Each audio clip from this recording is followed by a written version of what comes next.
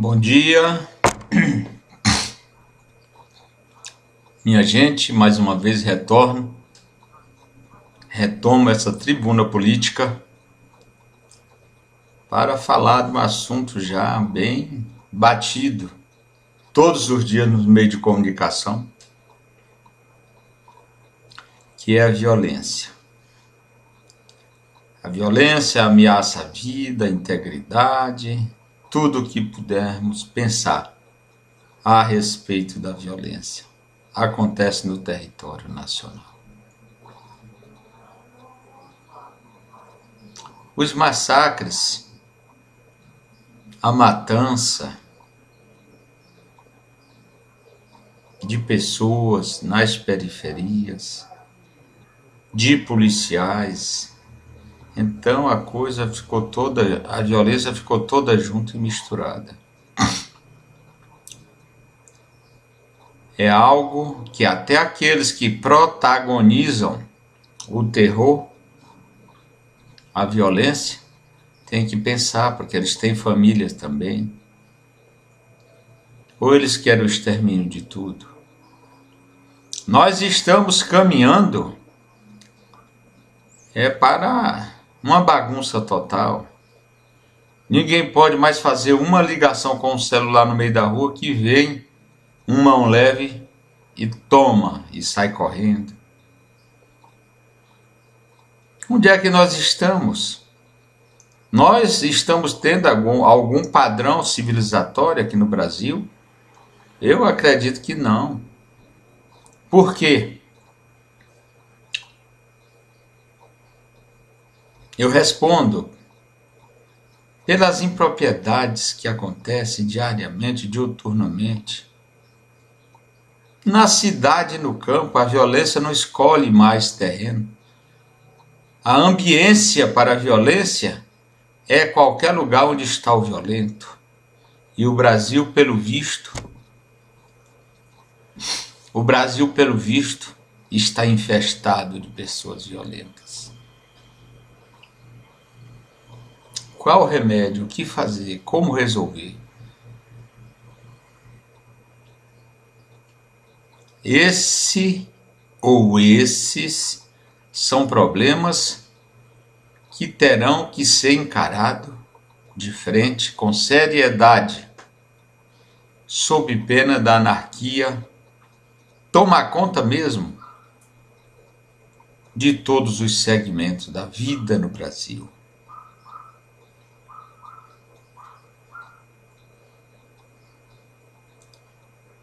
Tivemos agora em Belém matança de dezenas de pessoas, uma policial morta também. São massacres no campo, conflito, rebeliões em presídios. Presídio no Brasil é escritório de vagabundo. Lá eles mandam, lá eles dominam. O poder público é da porta da cadeia para fora, para dentro eles mandam. São os grupos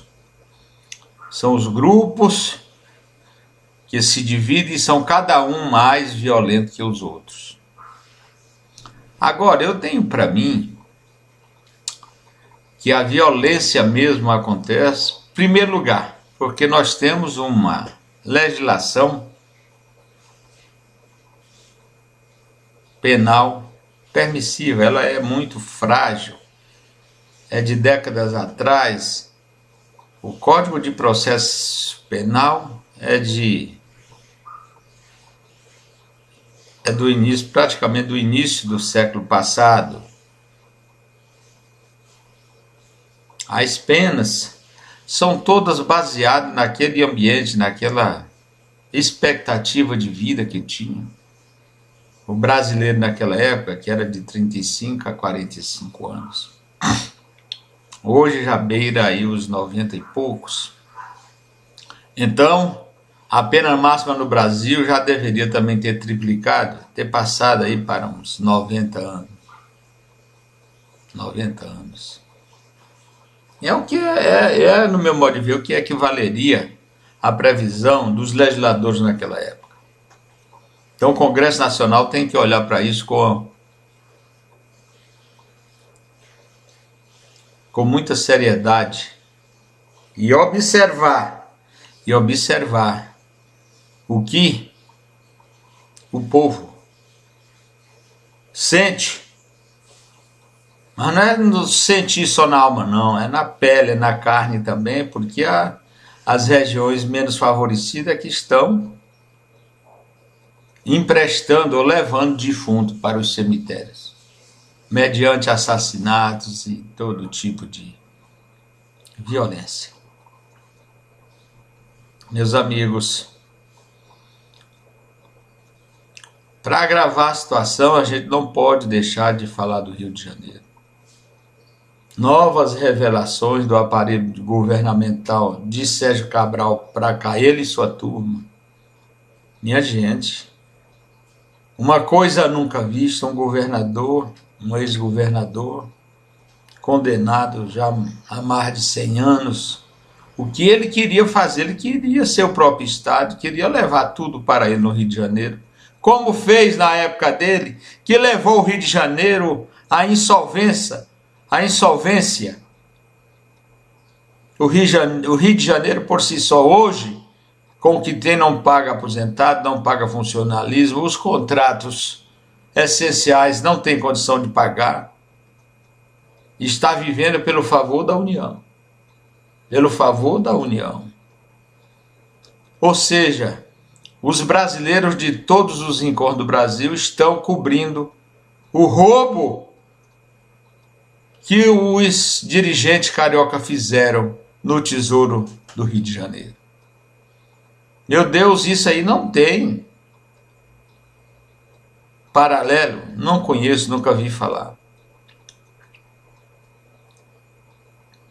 Então, a concentração de renda e o roubo no Tesouro Público, que não permite que sobre nada para as pessoas, para investimento na área social, ajuda muito, ou seja, é fundamental.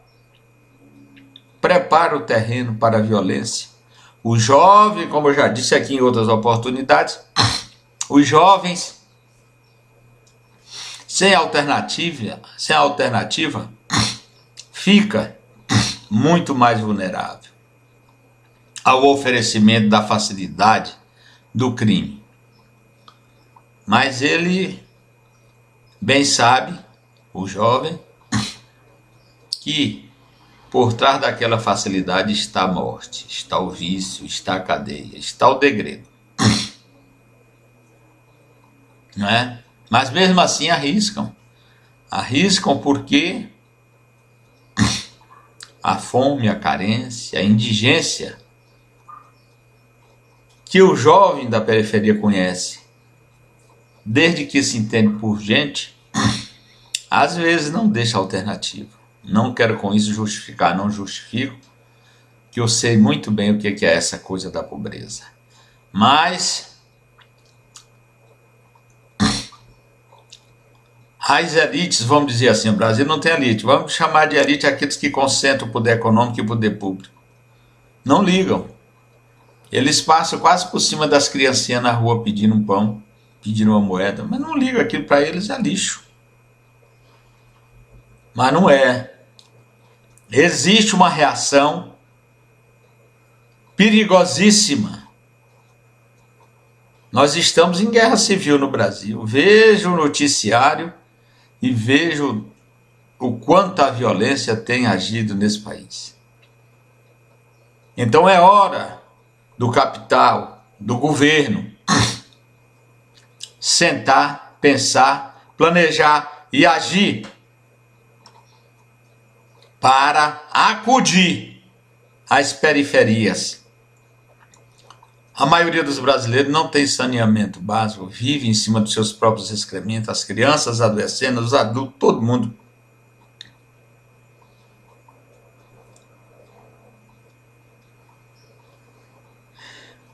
Os agentes políticos brasileiros são insensíveis demais, são egoístas, muito egoístas, da mesma forma dos agentes econômicos e dos agentes públicos.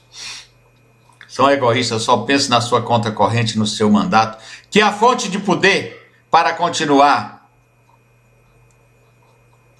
corrompidos e corrompendo.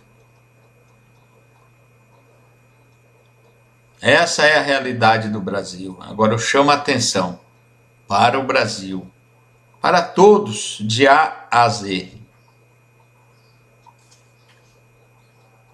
Vamos pensar melhor se quisermos viver em paz. Além de pensar, agir. Agir da melhor maneira possível para resolver os problemas. Não com remendos, não com tapa-buracos que não resolve.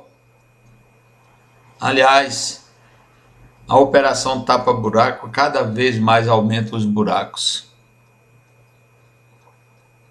Porque a erosão fica muito mais fácil. Assim é no tecido social, minha gente. Semelhantemente, as escolas públicas, vamos falar aqui um pouquinho. As escolas públicas são abandonadas, as criancinhas, o dinheiro da merenda escolar para as criancinhas é roubado. A eles são oferecidos um quissuquezinho velho vagabundo, como eu já disse aqui em outra, e biscoitos mofados. É isso que aqueles que estão por cima da carne seca, como dizem, acham que o povo merece. Mas não é isso. Quem faz a riqueza do Brasil é o povo. Desde o mais humildezinho ao mais poderoso. Todos dão sua contribuição. E o trabalhador, a mão de obra no Brasil, é mal remunerada, é muito mal reconhecida. O Brasil, como já afirmei diversas vezes aqui, é um país de empregos de salário mínimo quando tem o emprego. Quando tem um emprego. Então, o trabalho no Brasil é vilipendiado, ninguém valoriza. E o trabalho, como já dizia o filósofo Mão Santa, precede tudo. Precede. O trabalho é que gera tudo, inclusive o capital, a mais-valia, o lucro. É o trabalho, é a força de trabalho. E no Brasil não existe. O capital abarca tudo. O trabalhador fica com a parcela mínima do seu esforço, do seu trabalho, da sua conquista. O resto vai tudo para a mão do capital. O capital prevalece. O capital ganha tudo.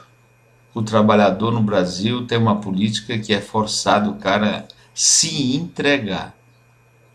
Até mesmo por um prato de comida vagabundo, às vezes. Porque não tem outra alternativa. Essa é a política, é a engenharia social que fazem no Brasil. Aliás, o Nordeste, vamos dizer, que é o pai dessa filosofia, é o pai dessa prática no Brasil. Agora se alastrou de norte a sul, de leste a oeste. É a engenharia da fome, é a engenharia da miséria. Em vez de todos nos reunirmos no sentido de resgatar o Brasil fora da tal da Bolsa Família, da Bolsa Fome, porque aquilo pode até acudir de imediato a alguma situação, mas não resolve. O que resolve é a geração de emprego, o que resolve é a solução no sentido de produzirmos para todos, sem egoísmo, sem reservas. E eu tenho um ponto de vista aqui, que já externei também em outras mídias, que são dezenas, que enquanto o Brasil tiver escola particular, enquanto o Brasil fizer a mercancia do ensino, os que podem pagam mais por muito mais, e os que não podem têm que se contentar com as migalhas. Então o governo brasileiro tem que decretar pública, estatal, todas as universidades, todos os colégios do Brasil, e e estabelecer um currículo comum para todos, de A a Z, para todas as classes. Porque da forma que está, o filho do rico vai para uma escola aclimatada, com ar-condicionado, poltronas confortáveis, computadores, bem alimentadas, enquanto o do pobre vai morrendo de fome, desmaiando. Para uma escola, às vezes, de latão, de papelão.